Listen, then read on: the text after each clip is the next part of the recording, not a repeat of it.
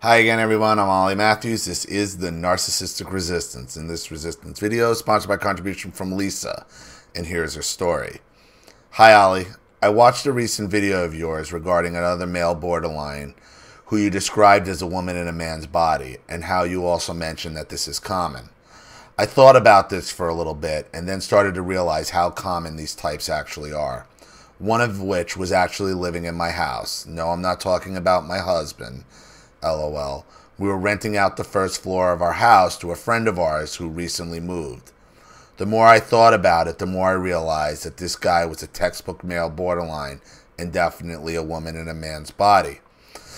Excuse me.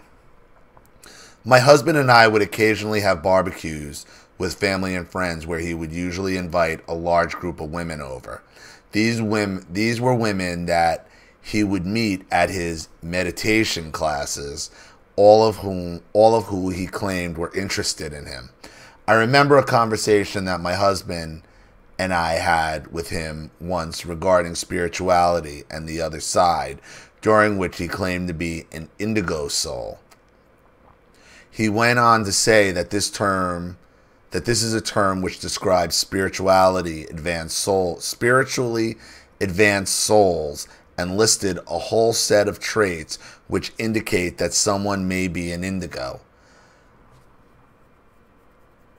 I told him that some of those traits seemed to describe me, and then he said to me in a very different tone, "You might be a light worker, but you're definitely not an indigo." The term indigo and light worker are probably a bunch of BS, but even if they were real terms, who is he to define who is an indigo and who isn't? It seems like, listen, whenever somebody's telling you there's some sort of spiritual thing,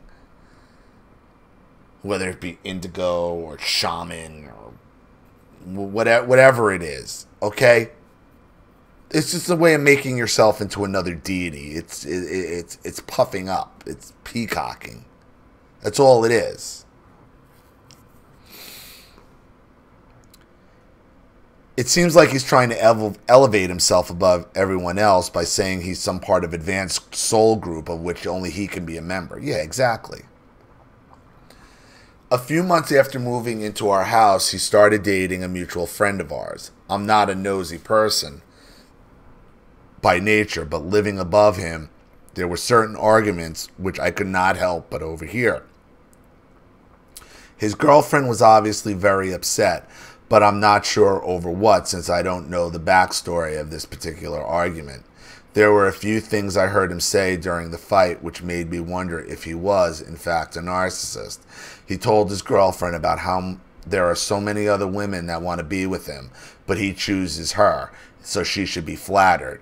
I may be in the minority here, but this doesn't exactly sound like a compliment to me. No, I've done story. I just did stuff like when they trying to let you know. Like one of the stories I did yesterday or the day before was she was dating this narcissist, and I think it's the one you're talking about. Okay, what he's looking for women who put their value in their vaginas. And by letting these women know, these type of women know, I have other options, that draws them closer to them. That's his line. That's who he looks for. Insecure women who put their value in their vaginas. And those type of women, you get them mostly by letting them know you have other options. There's one or two ways to get them. Jealousy. They want you to be jealous rage over them. Or you get them by letting them think, mostly you get them by letting them think you got other options and you don't want to be with them. That's why they do it. When she was confronting him on something else that he did, he blurted out, "My emotions are more developed than everyone else's, so sometimes I can't help the way I act. I don't suppress my feelings like everyone else." When I heard this, I burst out laughing because I knew he wasn't kidding when he said it. He honestly believes this about himself. I wish I could have recorded this argument so I could have sent it in. The relationship between him and his girlfriend was sort of on again, off again, where he would be with multiple people in between. Exactly. She keeps running back to him because she's the type of woman who sees value in guys giving her attention. Recently, they broke up for good, and now she's seeing someone else. The irony here is in the past, he was allowed to break up with her and date multiple people in between. But the minute she says she dates another guy, it's all her fault. Right, right. And she would go back to him. This guy told my husband and I how this new boyfriend is ass ugly and that his ex is only dating him because she can control him. She claims that she ran away from a relationship with him because he challenges her and she couldn't take it.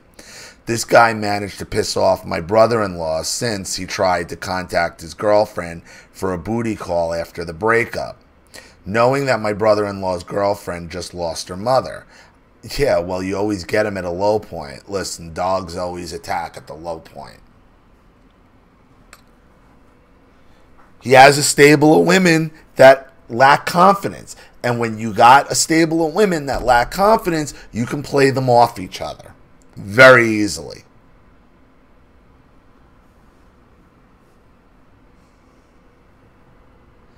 I guess he thought that the death of her mother would make her more vulnerable and easy prey. Yup. Yup. Who knows? No, that's exactly it. A predator knows when to attack. Look, I think I've told this story in the past. I know I have, and it might seem like shitty that I'm going to tell it again now. But me and my best friend Tommy, when we were in high school, and mind you, I'm 17 at the time, okay? And this went on until my 23. Where me and Tom would have this thing, we would call it the system. And I know I've told this here. The system worked. The system worked. And what we would do is, okay, one of us would start dating a girl. The other one would be her friend. Okay. And then the second the one broke up with the girl, we'd call the other one. Either he'd call me or I'd call him. Say, okay, I'm breaking up with her. Okay, perfect. System works.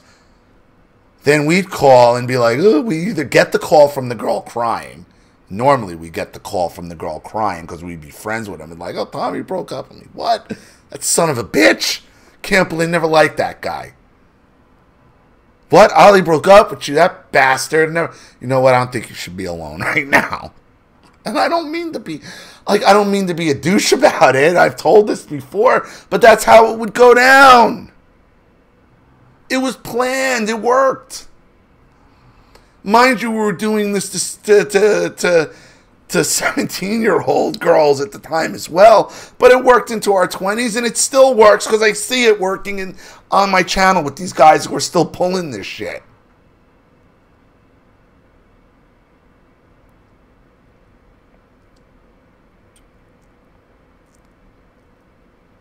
It got so bad, and I told this, my mother would try to cock block me and tell these girls what we were doing, and it didn't matter.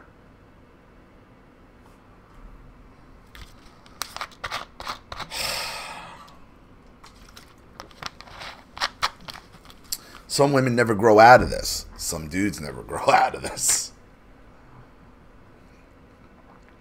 So yeah, he knew to attack her at her low point. Okay, because I knew at fucking 16 and 17, okay, she's crying now, she's upset, go get her. It's easy. It was easy. It's predator mentality.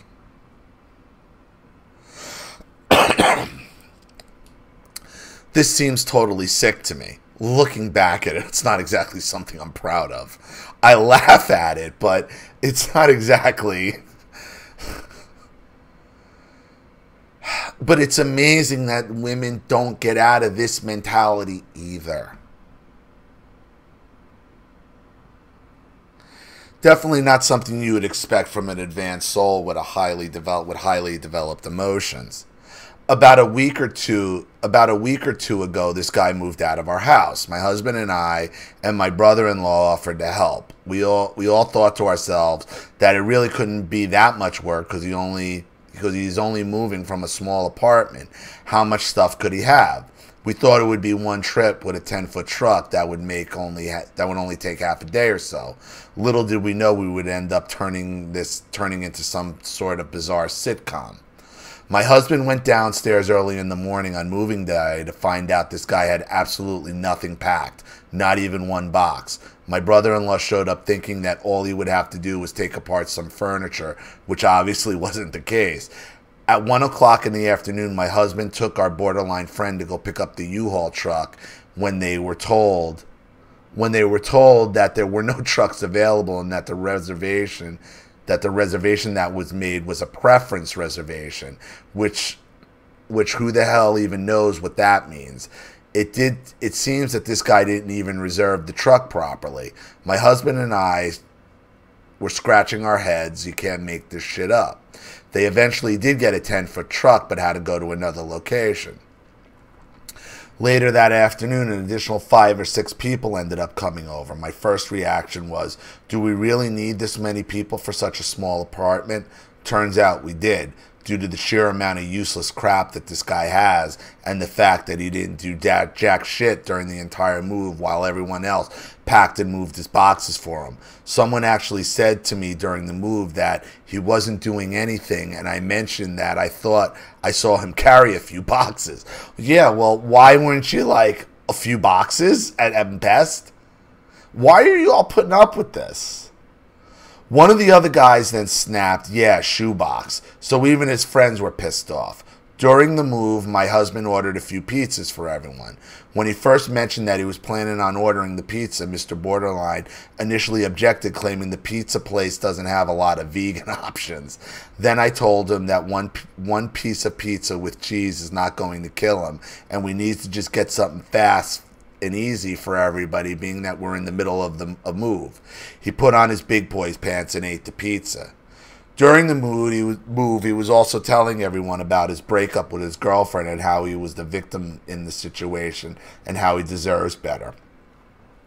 On one hand, he's making her out to be this horrible person. Then on the other hand, he keeps telling everyone that he is convinced she's going to come back to him, because she thinks she's one of these girls who thinks with her vaginas, and eventually these women do get said they find someone else. And not that guy's going to be much better for her, trust me. This is one confused dude. He even told one of his friends how he believes this woman is his twin flame. According to the internet, this basically means a soulmate, but even at a higher level, that they are actually the same soul, which has been split in two at some earlier point in their spiritual evolution. He is even holding on to items which belong to this woman's daughter because he is convinced that she will eventually be back. She might be. She might be. Don't doubt his grandiosity. You should never doubt his grandiosity. Don't doubt it. Don't. If he could get you all to show up on moving day, pack all his stuff that he's done nothing, take it apart, get the U-Haul, order pizza, move all his shit and complain about it, but not call him out on it, why do you think she will not eventually come back? Don't doubt it. She will. She may eventually come back. Trust me. Trust me. If you get a girl with low enough self-esteem, she'll keep coming back. He holds on to these things as tokens to her. Look how much I still care about you. And you must love me. Come running back again. Trust me on this. Look what he got you all to do. After you already thought he was a narcissist, look what you're doing. Don't doubt him. Don't doubt him. He also has a lot of resentment for this woman for keeping her daughter away from him because he claims he was a good father figure to her and that he raised her. I think this is a bit of a stretch because the kid is not even 4. I was hesitant to label this guy as a borderline or a narcissist because he's the type that is outwardly a very nice guy. Over time, I would witness his behavior and think that certain things he did and said were narcissistic, but still wasn't convinced he was a full-blown narc. However, after the breakup with his girlfriend and what I witnessed on moving day, I think it's safe to say if it looks like a duck, walks like a duck, and quacks like a duck, it's a duck, Lisa. I would say so, Lisa. I would say so. I mean, just because he's nice about it doesn't mean he's not a narcissist. His nicety is part of his fucking game. But like I said, she could eventually be back. Look at what you all did for him. It wasn't just you and your husband. You said it was 5 to 6 other people. This guy's got a talent for this shit. Don't ever doubt their grandiosity. Don't. If he thinks she can come back, it's very likely she can come back. And your big mistake is not realizing, shit, man, look at all the work this guy just got us to do for him.